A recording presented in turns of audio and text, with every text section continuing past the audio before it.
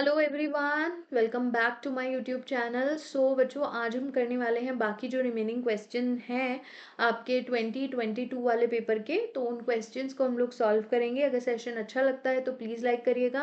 And जो इससे पहले के क्वेश्चन है वो हम ऑलरेडी प्रीवियस सेशन में कर चुके हैं, तो उनको भी जा करके देख लीजिएगा अगर आपने अभी तक नहीं देखा है। Okay, so let's start. चलिए, अगला क्वेश्चन है, while culturing a eukaryotic cell line you add radio labelled methionine. Methionine क्या है? Methionine is an amino acid, ठीक है, in the culture media. After addition you are able to cleanly separate individual organelle at the different times in which organelle would you detect radioactivity first. ठीक है, तो इन्होंने क्या बोला, radio active जो culture है उसके अंदर रेडियो एक्टिव मेथियोनिन डाल दिया। मेथियोनिन क्या है? आपका अमाइनो एसिड है और ये यूजुअली फर्स्ट अमाइनो एसिड होता है ना। तो अब यहाँ पे इसने बोला है कि in which organelle would you find the radioactivity first. तो यहाँ पे अगर आप ये सभी देखोगे तो हमें सबसे पहले किसके अंदर मिलेगा? रफ एंडोप्लाज्मिक रेटिकुलम में मिलेगा, RER। क्योंकि जो यहाँ पे क्या होता है, इस पे ही राइबोसोम्स अटैच्ड होते हैं। वो क्या करते हैं, ट्रांसलेशन वहीं से जो होता है स्टार्ट होता है, वहीं पे राइबोसोम करवाते हैं। तो वहाँ पे आपको RER के अंदर सबसे पहले क्या मिलेगी? आपको रेडियो एक्टिविटी मिलेगी। देन हो सकता है कि वो वहाँ से फिर आगे अदर ऑर्गेनलीज में आपको देखने को मिल सकती है, बट सबसे पहले अगर यहाँ पे फर्स्ट बोलेंगे तो हमें RER में ही मिलेगी। ठीक है, यहीं से जो है आपका एक होता है को ट्रांसलेशनल ट्रांसपोर्ट। अगर आप देखोगे, एक होता है आपका क्या होता है, सिंपल, एक होता है को ट्रांसलेशनल ट्रांसपोर्ट, एक होता है पोस्ट ट्रांसलेशनल ट्रांसपोर्ट।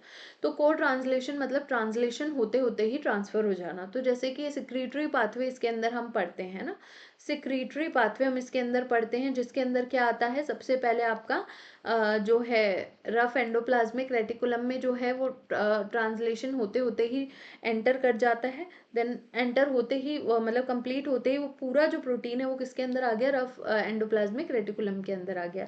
देन उसके बाद में अगर वो प्रोटीन गोल्जी का है तो वो गोल्जी के पास जाएगा। अगर वो प्रोटीन आपका जो है प्लाज्मा मेम्ब्रेन का है या बाहर उसको एक्सोसाइटोसिस या मेम्ब्रेन का प्रोटीन है तो वो चला जाएगा।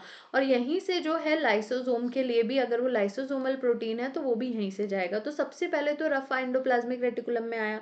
और पोस्ट ट्रांसलेशनल जो वो ट्रांसपोर्ट होता है उसके अंदर क्या होता है, RER पूरा प्रोटीन बनाता है। कंप्लीट होने के बाद में, ट्रांसलेशन कंप्लीट होने के बाद में वो प्रोटीन जो है वो आइदर न्यूक्लियस, माइटोकॉन्ड्रिया, जहाँ का प्रोटीन है उसके ऊपर उसका टारगेटिंग सीक्वेंस होगा प्रोटीन के ऊपर ही, वो वहाँ पे चला जाएगा। ठीक है, अगर उसके ऊपर न्यूक्लियस का टारगेटिंग सीक्वेंस है, NLS है, तो वो न्यूक्लियस के अंदर जाएगा। माइटोकॉन्ड्रिया का टारगेटिंग सीक्वेंस है तो माइटोकॉन्ड्रिया के अंदर जाएगा। तो यहाँ पे आंसर हमारा ए रहेगा। चलो, next is which of the following phyla are considered as a diploblastic, which means they contain the two germ layers, that is the nidrians। nidrians जो होते हैं उनके अंदर जैसे corals वगैरह जो होते हैं, they have the two germ layers, endoderm ectoderm होती है उनके अंदर। बाकी जो सारे हैं ये क्या हैं? they are the triploblastic। Okay, चलिए नेक्स्ट क्वेश्चन आ जाते हैं। An altered form of replicative DNA polymerase जिसके अंदर 3' to 5' एक्सोन्यूक्लियस एक्टिविटी ऑल्टर्ड है ना, मतलब म्यूटेटेड है।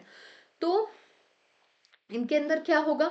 अगर इनके अंदर 3' to 5' एक्सोन्यूक्लियस एक्टिविटी म्यूटेटेड है तो इसका मतलब क्या होगा कि यहाँ पे प्रूफ रीडिंग एक्टिविटी जो है बच्चों, प्रूफ रीडिंग एक्टिविटी जो है क्या वो ऑल्टर्ड है? प्रूफ रीडिंग एक्टिविटी ऑल्टर्ड है। तो यदि अगर प्रूफ रीडिंग एक्टिविटी ही ऑल्टर्ड है तो क्या वहाँ पे म्यूटेशन होगी? बिल्कुल एरर होंगे, म्यूटेशन होगी, बिल्कुल होगी। तो हम ये बोल सकते हैं कि उसके अंदर इंक्रीज म्यूटेशन रेट हमें देखने को मिलेगी, क्योंकि प्रूफ रीडिंग नहीं है तो एरर होने के चांसेस जो हैं वो ज़्यादा हैं। एरर होगा तो म्यूटेशन होगी ही होगी। क्लियर? चलिए अगले क्वेश्चन पे हम आते हैं। ये क्वेश्चन समझेंगे सभी लोग ध्यान से। And on an expedition to Mars the newest rovers discover microbial life. ये on further probing, scientists discovered the Martian microbes also use DNA, RNA, and the proteins. Researchers changed one nucleotide in the Martian gene and found that the resultant mutant protein had changes in the three adjacent amino acids. These observations are consistent with the Martian genetic code consisting of. अब देखो, हमारे अंदर क्या होता है, हमारे अंदर इसने क्या करा है, एक चीज पे ध्यान देना, चेंज कर दिया है एक न्यूक्लियोटाइड। ठीक है, चेंज कर दिया है, मतलब वो न्यूक्लियोटाइड को हटा के कुछ और लगा दिया उसमें, ये किया है इसने। ठीक है, तो फॉर एग्जाम्पल जैसे कि अगर मैं अपने यहाँ पे बात करूं, ठीक है, जैसे कि हमारे पास में ये मैंने कोडोन ले लिया। ठीक है, ऐसे अभी मैंने कुछ कोडोन पर्टिकुलरली लिखे, इसी तरीके ऐसे नॉर्मली आपको लिख दिए हैं। ठीक है, फॉर एग्जाम्पल मैंने यहाँ पे ये जो कोडोन है, ये जो कोडोन है, इसको मैंने एडेनिन को चेंज करके थाइमीन कर दिया, तो ये हो जाएगा AAT, CCC, GGG, TTT।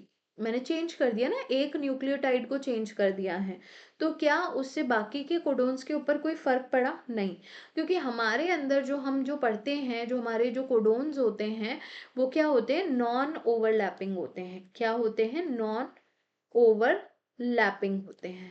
ठीक है, बट वहीं पे यहाँ पे क्योंकि क्या हुआ, 3 एडजेसेंट अमाइनो एसिड्स जो हैं वो चेंज हो गए। तो अब इसका कारण क्या हो सकता है, इसको इस तरीके से समझेंगे। फॉर एग्जाम्पल यहाँ पे इस तरीके से है,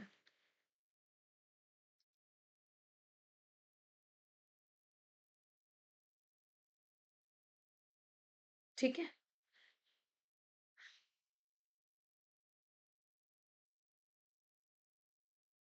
ऑल राइट। अब यहाँ पे आप एक चीज देखेंगे, ये कोडोन्स है ना, तो अब ये मैंने इस तरीके से लिखे हैं, बट ये एक्चुअली इस तरीके से प्रेजेंट है, इस तरीके से ये प्रेजेंट है।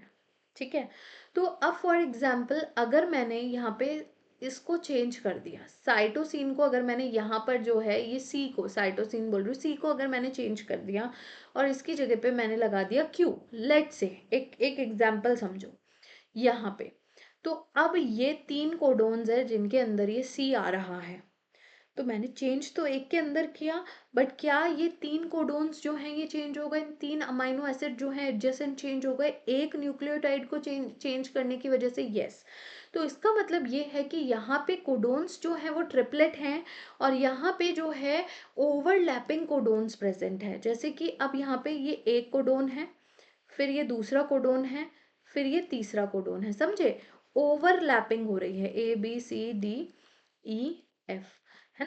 जैसे कि ये एक कोडोन हो गया, ये 2 कोडोन हो गए, ये तीसरा कोडोन हो गया, 1 2 3। तो अगर मैंने इसके अंदर चेंज कर दिया, यहाँ पे चेंज कर दिया, तो ये 3 कोडोन्स जो है चेंज हो गए, हेंस 3 अमाइनो एसिड्स भी चेंज हो गए। तो ओवरलैपिंग ट्रिपलेट कोडोन्स जो हैं यहाँ पे हमें देखने को मिल रहे हैं, इसकी वजह से ये चीज़ हो रही है। Very simple question. चलो अगले क्वेश्चन पे आते हैं। Species that live on the mountain tops are more prone to extinction due to climatic warming. This is because, देखो सिंपल है, इसमें आपको थोड़ा सा आप दिमाग लगाओगे आंसर अपने आप समझ में आ जाएगा कि वहां पे वो एक्सटिंक्ट हो रही हैं जो ऊपर माउंटेन के टॉप पे रहती हैं। क्यों? They are all long lived and adapted to this is climate is not possible. बिल्कुल नहीं। Mountain tops have the small areas, बिल्कुल सही बात है। And species can not shift their distribution upwards. Usually क्या होता है, हम अगर यहाँ पे हमें कुछ प्रॉब्लम आ रही है हम आगे चलते हैं, फिर कुछ प्रॉब्लम आ रही है आगे चलते हैं, फिर कुछ प्रॉब्लम आ रही है आगे चलते हैं। बट वहाँ पे जो एरिया होता है टॉप पे ऑब्वियसली एक पीक बनती जाती है, तो वो एरिया जो होता है वो स्मॉल होता है। अब वो उसके आगे और फर्दर नहीं जा पा रही हैं। ठीक है, अगर वहाँ पे उनको शिफ्ट भी करना है क्लाइमेटिक वार्मिंग की वजह से, बट उनके वो और डिस्ट्रीब्यूट अपवर्ड नहीं हो सकती हैं, तो इसकी वजह से वहाँ पे क्या है, एक्सटिंक्शन के चांसेस जो हैं वो ज़्यादा हैं। ठीक है, mountains are eroding over time, no this can not be the reason. Mountain tops have the low oxygen, low oxygen तो है बट वो वहाँ पे अडेप्ट कर चुकी हैं, करेक्ट। तो ये रीजन नहीं है वहाँ का, तो यहाँ पे आंसर जो होगा आपका हो जाएगा बी। चलिए अगला क्वेश्चन देखते हैं। Acorn worm have been extensively studied as a way to understand the evolution of the chordates, बिल्कुल सही है। Which of the following features is distinct chordate fam affinity found in worms, acorn worms?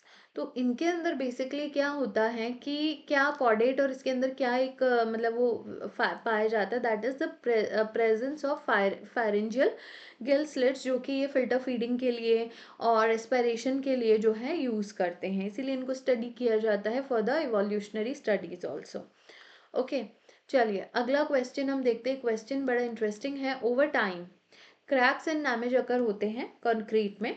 One way to repair this is by introducing the microscope into the microbes into the concrete during the building process। बिल्कुल सही है। These would heal the concrete if crack appears। Which type of the microbial species have been found suitable in the self healing concrete? तो इसके अंदर आपका answer होगा bacillus species. देखो क्या होता है कि जो क्रैक्स होते हैं ना उसके अंदर बैसिलस स्पीशीज जो होती है, क्योंकि आपको पता है when the conditions are not favourable bacillus जो होते हैं they can form the endospores.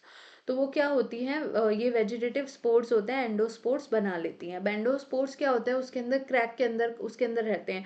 जैसे ही वहाँ पे थोड़ा वाटर आएगा तो वो क्या होंगे, वो वहाँ पे ग्रो कर जाएंगे, जर्मिनेट कर जाते हैं। ठीक है, जैसे कि आपने देखा यहाँ पे ये कुछ स्पीशीज है बैसिलस सबटिलिस सेफेरियस, ये सारी क्या करती है, सेल्फ हीलिंग कॉन्क्रीट होती है, ये एंडोस्पोर बनाते हैं। ठीक है, देन जब वाटर आता है तो ये एक्टिव हो जाते हैं, प्रेसिपिटेट करते हैं क्या, कैल्शियम कार्बोनेट को, जो कि क्या करती है, सील करती है क्रैक को। अब बाकी के जो हैं तीनों ऑर्गेनिजम्स, उनका भी यहाँ पे जो है वो दिया गया है, क्या इस कंडीशन में वो क्या करते हैं, तो वो आप एक बार देख लेंगे। ओके, अगला क्वेश्चन इसमें बोला है corporation. Cooperation includes seemingly altruistic behavior can be advantageous when there is the reciprocity.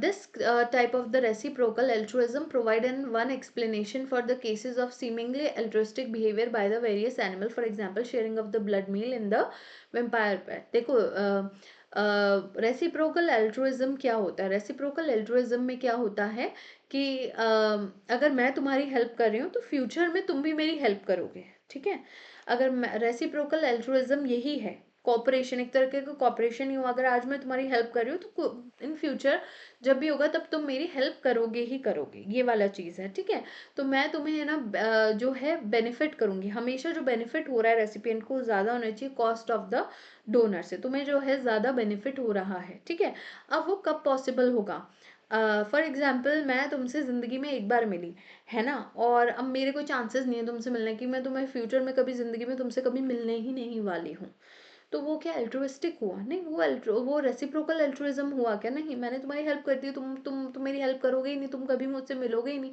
तुम चले जाओगे अमेरिका, है, फिर तुम्हारा मेरा मिलना होना नहीं, तो क्या वो रेसिप्रोकल हुआ? नहीं हुआ ना। तो इसीलिए अगर यहाँ पे आसपास नहीं रहोगे कि आप वापस से मिल सको, आसपास रहो मिल सको, तो फिर वो तो रेसिप्रोकेट होगा ही नहीं। वो चीज़ मैंने हेल्प कर दी, आप तो चले गए हेल्प लेके, बस खत्म। तो यहाँ पर इसने यही कंडीशन आपको समझ के आंसर करना है। Under which of the following condition this theory can not be used in explanation of the cooperative behaviour. तो यहाँ पे देखो, the animal is distributed such that repeated encounter between conspecific is very rare. इसमें vertebrate invertebrate का is N इनवर्टेब्रेट, इससे फर्क नहीं पड़ता। ठीक है, एनिमल जो है वो उनके बीच में जो रिपीटेड एनकाउंटर है वो बहुत ही रेयर है, तो उस केस में तो ये रेसिप्रोकेट हो ही नहीं पाएगा ना। अगर आप मिल ही नहीं पा रहे हो तो फिर कैसे होगा? The animal can not recognise kins from non kins, the animal can recognise, ये सभी ऑप्शंस आप पढ़ोगे आपको जो है समझ में आ जाएगा कि यहाँ पे रेसिप्रोकल, बस आपको ये समझ में आना चाहिए रेसिप्रोकल एल्ट्रुइज्म की क्या मतलब क्या है। ठीक है, तो ये एक आपका आंसर हो गया। Okay, next question, E coli was engineer, E coli को हमने इंजीनियर किया कि वो एक्सप्रेस करिए two different fluorescent proteins under the identical promoter. यहाँ पे आइडेंटिकल प्रमोटर है, एक ही प्रमोटर के साथ में दो नहीं है, दोनों के अलग अलग प्रमोटर है, बट प्रमोटर दोनों के सेम है, आइडेंटिकल है, मतलब दोनों के अगर स्ट्रॉन्ग है तो दोनों के ही स्ट्रॉन्ग है, वीक है तो दोनों के ही वीक है। Identical ditto same fluorescent protein के क्या है, दोनों के पास में प्रमोटर है, दोनों के अलग अलग जीन है, इस तरीके से समझो। ठीक है, सो द क्योंकि यहाँ पे भी टू डिफरेंट लिखा है, the strain is engineered that two proteins are expressed in the 1:1 ratio giving the yellow color as the culture grows over time, which of the following scenarios is most likely। अभी तो वो yellow colour दे रहा है 1:1 में है, जैसे जैसे क्या होगा वो ग्रो करेगा, कल्चर होगा आगे बढ़ेगा, तो आपको क्या देखने को मिलेगा? assuming that neither GFP nor RFP confer any kind of the selection pressure। तो देखो ये बोल रहा है कि यहाँ पे GFP प्रीडोमिनेट करना पड़ेगा, फिर दूसरा ऑप्शन बोल रहा है कि आरएफपी प्रीडोमिनेट करेगा, है ना, तो जीएफपी करेगा तो ग्रीन सेल मिलेंगे, अगर डोमिनेट करेगा तो आरएफपी करेगा तो रेड सेल्स मिलेंगे। बट ऐसा तो यहाँ पे कोई सिलेक्शन प्रेशर है ही नहीं कि जीएफपी ही ग्रो करेगा या आरएफपी ही ग्रो करेगा। देखो यहाँ पे क्या होता है ना, सब सेल्स जो होते हैं ना, सबके अंदर क्या होता है, random expression of the genes होता है इकोलाई के अंदर यहाँ पे।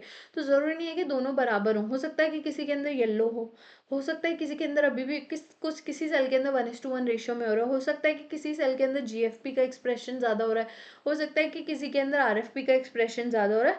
तो ऐसा कुछ ज़रूरी नहीं है यहाँ पे कि 1:1 रेशियो में होगा तो येलो कलर ही मिलेगा, नो।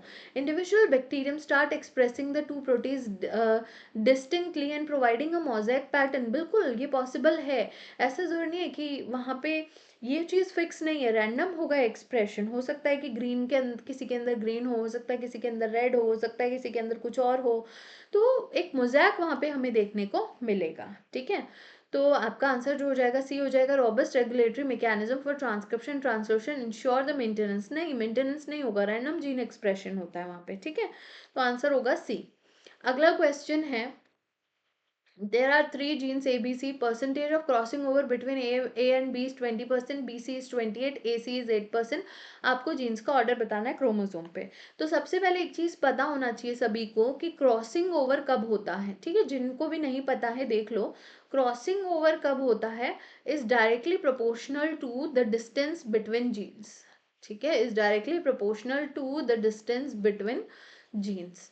अब इस चीज को ऐसे समझ लो, फॉर एग्जाम्पल ये मैंने आपको दो जीन दिए, एक ए जीन बी जीन, एक ये ए जीन है दूसरा ये बी जीन है। अब उसी दूसरे केस में मैंने यहाँ पे आपके सेम ए जीन के बीच में और बी जीन के बीच में जो है डिस्टेंस आपका बढ़ा दिया, ठीक है। अब आप मुझे बताओ यहाँ पे क्रॉसिंग ओवर होने के ज़्यादा चांसेस है कि यहाँ पे ज़्यादा चांसेस है। जाहिर सी बात है, जब जीन्स के बीच में डिस्टेंस ज़्यादा है, यहाँ पे तो क्या हो गया, जीन्स क्लोजली प्रेजेंट है, तो यहाँ पे तो लिंकेज हो जाएगी ना, यहाँ पे तो ये लिंकेज मतलब एक तरीके से वो लिंकेज उनके बीच में ज़्यादा है, वो आपस में बहुत ही ज़्यादा क्लोज है, डिस्टेंस उनके बीच में बहुत कम है ना। तो लिंकेज ज़्यादा है, तो इसका मतलब जितना ज़्यादा जीन्स के बीच में डिस्टेंस होगा उतना ही ज़्यादा क्रॉसिंग ओवर होगा, बिल्कुल। तो अब यहाँ पे देखो इसने बोला सबसे ज़्यादा डिस्टेंस, सबसे ज़्यादा क्रॉसिंग ओवर कहाँ हो रहा है, क्रॉसिंग ओवर की फ्रीक्वेंसी बी और सी के बीच में। तो आप मान लो बी और सी जो हैं वो दो कोने पे प्रेजेंट है, क्योंकि उनके अंदर सबसे ज़्यादा क्रॉसिंग ओवर है, मतलब उनके अंदर सबसे ज़्यादा ही क्या है, डिस्टेंस है। अब इसी को मैं लिख सकती हूँ, यही आप डिस्टेंस मान सकते हो, परसेंट रिकॉम्बिनेशन मान सकते हो, ठीक है। अब यहाँ पे जो है ए और सी के बीच में 8% है, सबसे कम ए और सी के बीच में है, मतलब उनके बीच में जो डिस्टेंस है वो सबसे कम है, ठीक है। ये हो गया 8%। अब बाकी का 20% हो गया ए और बी के बीच में। सो ये आपका जीन मैप हो गया, बी ए सी या सी ए बी, ये हो जाएगा आपका आंसर सी। अगला question, many organism use cilia to move inside fluids, बहुत सारे ऑर्गेनिजम्स जो है सीलिया को यूज करते हैं फ्लूइड के अंदर जो है मूव करने के लिए। विच of the following statement is true for the ciliary motion. देखो इसके अंदर थोड़ा सा जो है ना एक कॉन्सेप्ट थोड़ा फिजिक्स वाला वो आ जाता है, तो मैं इसको आई डोंट नो किस तरीके से समझा पाऊंगी, क्योंकि मैं फिजिक्स केमिस्ट्री जो है वो मेरी भी बहुत बढ़िया नहीं है। बट यहाँ पे अगर आप देख सकते हो, जैसे कि अभी ये बैक्टीरिया इस डायरेक्शन में है, तो अगर ये इस अपनी एक्सिस से अगर ये पैरेलल मूव करता है, एक विस्कस फ्लूइड की हम बात कर रहे हैं, यदि ये उसके जो है पैरेलल मूव करेगा, तो वहाँ पे क्या होगा कि इसको जो एक जो जोर लगाना पड़ेगा वो कम पड़ेगा। वहीं पे अगर इसको उसके परपेंडिकुलर मूव करना है, ऐसे ऐसे है ये एक्सिस, ये है, इसको ऐसे मूव करना है, तो उसको ज़्यादा जोर लगाना पड़ेगा, सिंपल सी एक चीज़ है, ठीक है। तो the viscous friction coefficient for the motion of the cilium parallel to its axis, उसकी जो एक्सिस है अगर उसकी जो एक्सिस है अगर उसके पैरेलल मूव करना है उसे, तो उसके अंदर जो उसको एक फ्रिक्शन कोएफिशिएंट जो जोर लगाना पड़ रहा है वो स्मॉलर होगा than the motion of the cilium perpendicular to its axis. बिल्कुल सही बात है, तो ये मैंने आपको एक बहुत ही सिंपल लैंग्वेज में बताया। आई होप आपको ये चीज़ समझ में आ गई होगी, ठीक है। So I think this is it. इसके अंदर आई थिंक इतने ही क्वेश्चंस थे। सो आई होप आप लोगों को ये सेशन अच्छा लगा होगा, क्वेश्चन समझ में आए होंगे। मैंने सारे ही क्वेश्चंस करा और जितना ईजी हो सकता है उसको एक्सप्लेन करने की कोशिश करी है। फिर भी कोई डाउट है कॉमेंट बॉक्स में डाल दीजिए। कोई डाउट है, कुछ टॉपिक पढ़ना है, कोई पेपर सॉल्व करवाने हैं, मतलब चाहते हैं कि मैं एक्सप्लेन करूँ, तो वो भी आप बता सकते हो, बट कमेंट करके बताओगे तभी मुझे पता लगेगा, ठीक है। Alright, thank you so much everyone, all the best.